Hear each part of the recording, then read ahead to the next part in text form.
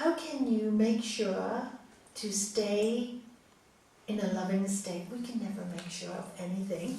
All I know is that just keep doing these practices, and one day, every day you spend more and more hours in a loving state. As you progress, every day becomes different. And then all of a sudden, you see one day where you feel in love all the time. And then 2 days, 3 days, 4 days. And after 15 years, every day.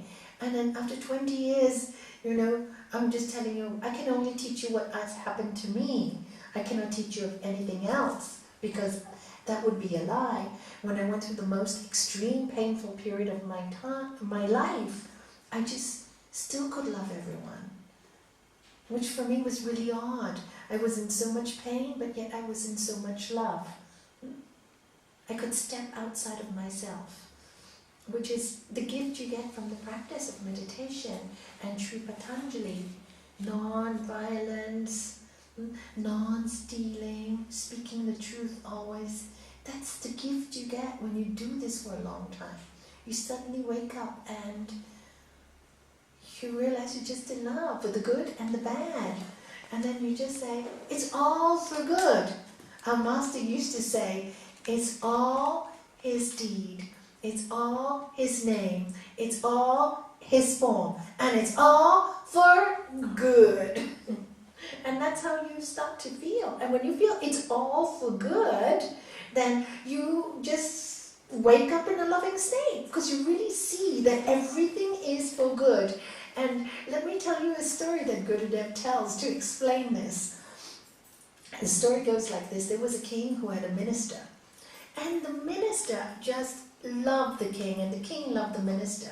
And they were always together. And one day the king was, peeling some fruit and accidentally really cut his hand badly. And called the doctors, everybody was looking after him, and said, oh, I don't know why this happened to me.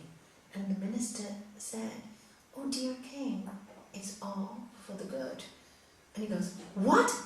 You're my loving minister, and how can you say this is for the good? So, you're no good to be my minister, and he put him in jail. So the next day, the king had to go riding with a whole group of people.